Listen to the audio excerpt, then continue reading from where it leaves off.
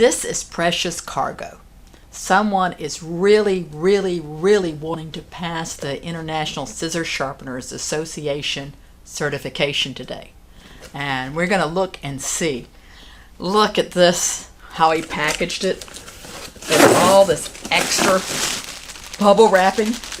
So let's take a look at it and see whether he passed.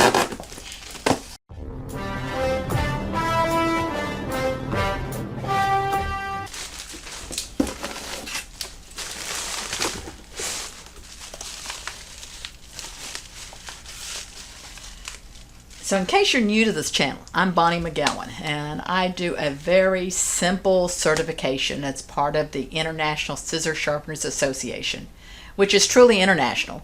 And we have basically want to see if you know a convex, how to sharpen a convex, and how to sharpen a bevel, and get the nicks out and get them sharp. I'm not looking for, bending shears or serration or anything like that, just basic sharpening. And people that join the ISSA, they can pay a little extra and get the certification. But either way, you have a lifetime membership. And there's a lot of people that watch my channel, even people thinking about sharpening. They enjoy watching these certifications because, frankly, I'm a little surprised how many don't pass. So this particular person, let's see if it's who I think it is. Yes, it is. He sent me a long email. He's been very excited about this. So this was one of my engineer people that I trained. He's already emailed me his test and the information, so I know he's already passed. He's also given me some new tips for my training manual to update it. So I have great expectations, just like Charles Dickens.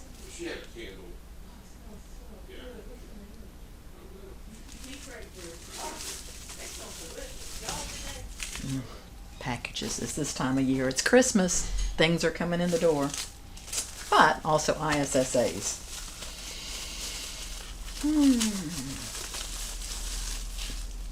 So we have some exciting things coming up. Already looking at 2022. I want to do some training around the country. If you're interested in seeing if there's something in your area, you can put a comment below. Also, I'm going to do how to pass the ISSA class here in Atlanta. We'll have a number of different classes you can choose from. And that'll be the last week of April. And I'll be giving you more information on that. That's through the Sharpeners channel. Okay, he has very carefully wrapped these.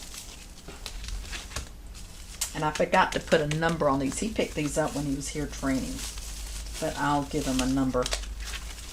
So we have a convex and a bevel.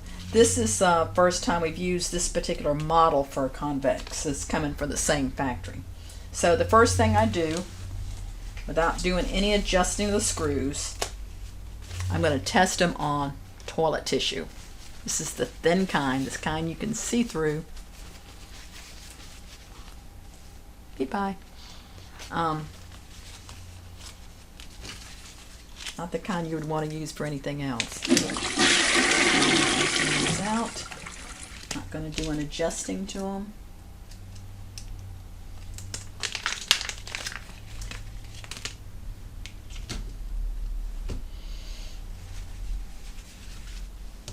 And I'm pulling it open. Can you see how I've got this line straight up, pulling my thumb out, slow, cuts dry.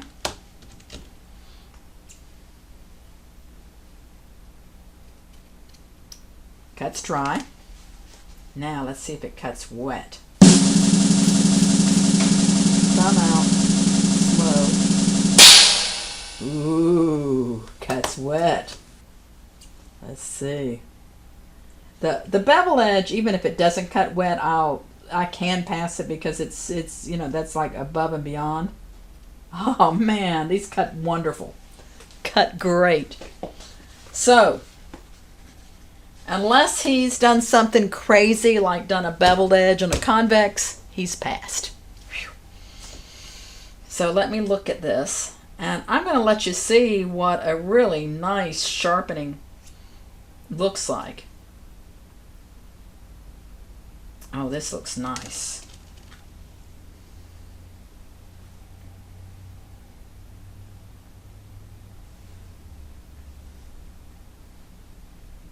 This looks pretty good.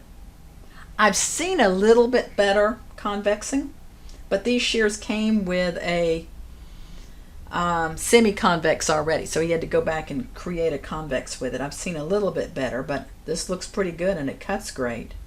Ride line looks nice, and tips come together nice. So these pass, but let me show you what a passing shear looks like. So this is the convex edge. You see how that edge basically disappears to nothing? That's what a convex edge is supposed to be. But this does have a little teeny tiny bevel, not much, but he's done a good job of it.